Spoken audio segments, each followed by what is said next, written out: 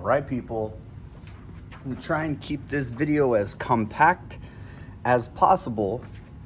You guys are gonna build with me real quick, at least the first half of the mini pot. And that's getting all the parts set up so that you can have the upper part of the vessel and then the bottom part of the vessel.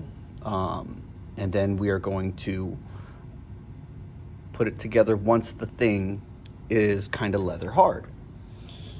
And I will start by saying that your slab roller sequencing is no different than what we have been doing. We're going to flatten the clay into a thick pancake that's going to be slightly wider than the thing that we're trying to get.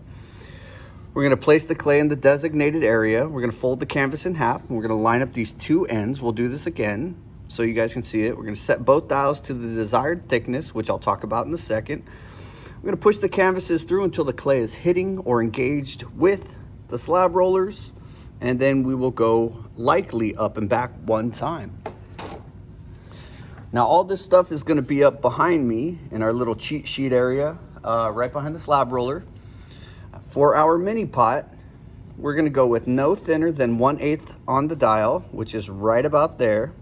And then we're going to go no thicker than about 1/4 of an inch. Because these things are so small, we can definitely go a little bit more delicate. If you really want to, you can shoot somewhere a little bit thinner than that 1/8 if you want a finer, more delicate style pot. Okay? Now I'm going to be working right here at the slab roller, and this is so that you guys can see what we're doing, so I don't have to move around. All right, so here's where I'm at.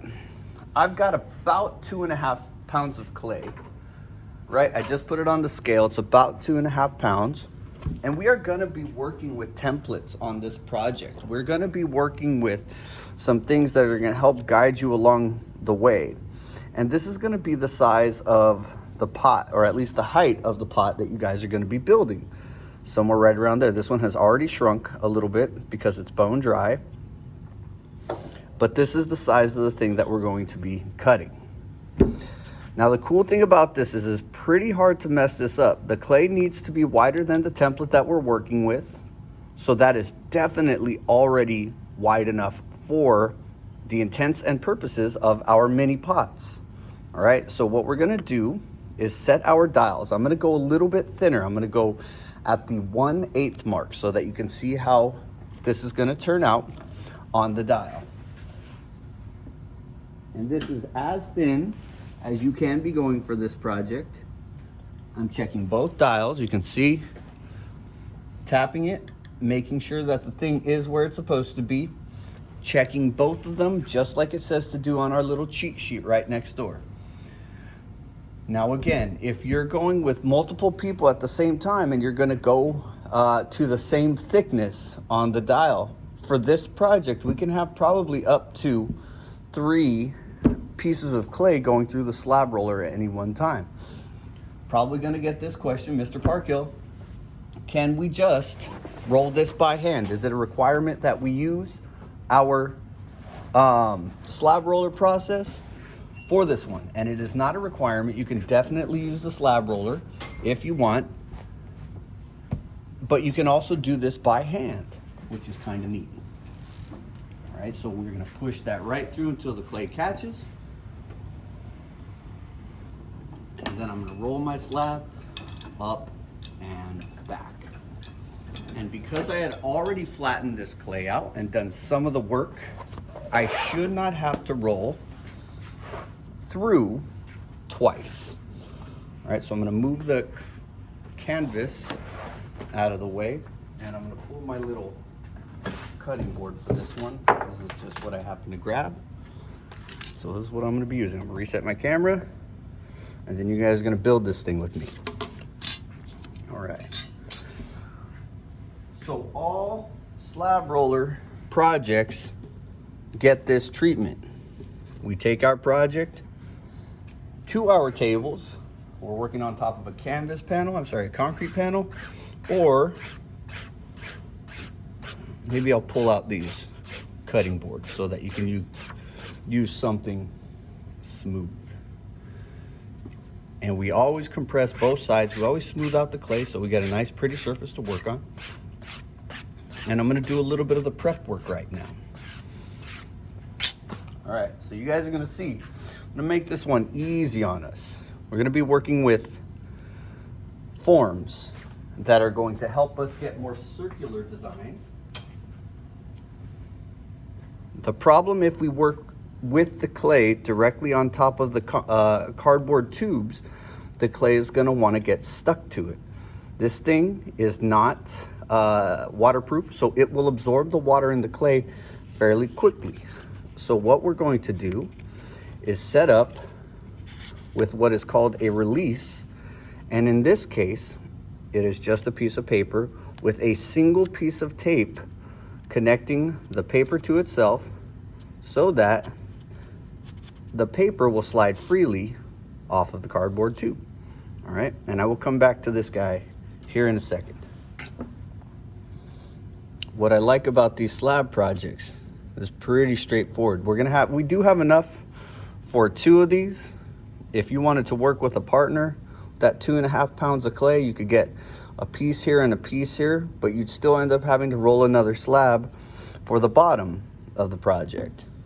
So I'm just gonna do a solo one right here. And again, there's not anything tricky about what you're watching in this video right here. No trickery involved, no sleight of hand, no magic, just a few strategic cuts, the right places. Move that clay off to the side. I'm gonna save this for my bottom piece, and I will come back to that in 1 second. All right. Now this template was made so that you have a little bit of extra material. So you are going to have too much clay, but that's just fine. And what I'm gonna do now is place my project on the outside of my little form here. And I'm gonna get it pretty close. Then I'm gonna do this fun little cut. It's called a bevel cut. We're gonna talk about why this is important later on. Cut at a nice steep angle. And if you really wanna get into it right now, this is more or less gonna give us enough surface area so that, oops, cut a little short. Not a big deal. Stretch it that way a little bit. So that the clay will physically have more space to hold itself together. All right. So now we get to do some classics here. Little scoring. And then I'm gonna, oh no, I left my slip. Oh no, I got it right here. It's not the right slip. Give me 1 second.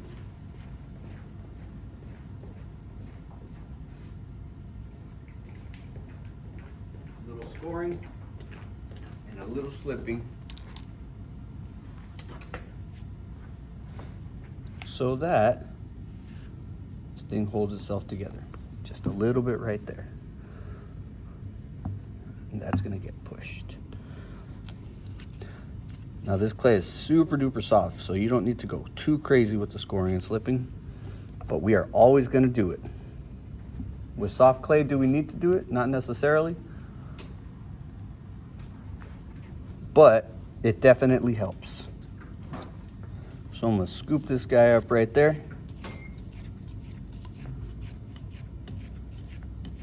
Compress the clay onto itself.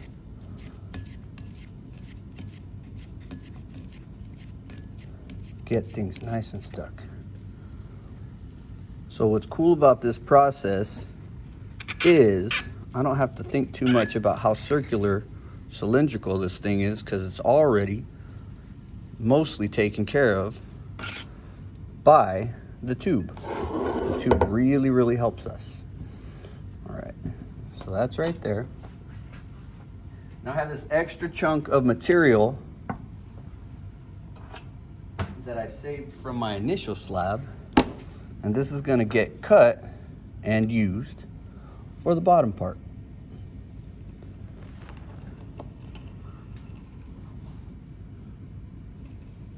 And I will be cutting a lot of this off after the fact as well.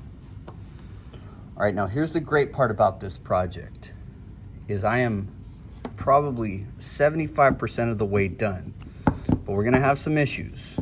We like to let things get to leather hard at this point, so we have to take care of some stuff first. Number one, we do not want to leave this cardboard tube inside of our cylinder, our vessel, because that's going to absorb water and it's going to cause some problems. I'm going to wait until this project is leather hard before I go in and fully clean this little seam up right here.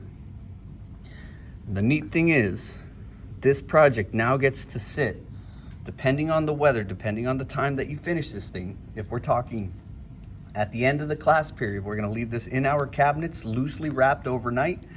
If this is the beginning of the class session, we could put this outside in the sun, and then we get to deal with it at the end of the class session. All right, so the next video is going to be the next part where we are connecting the bottom to the upper part of the vessel. See you then, thanks, bye.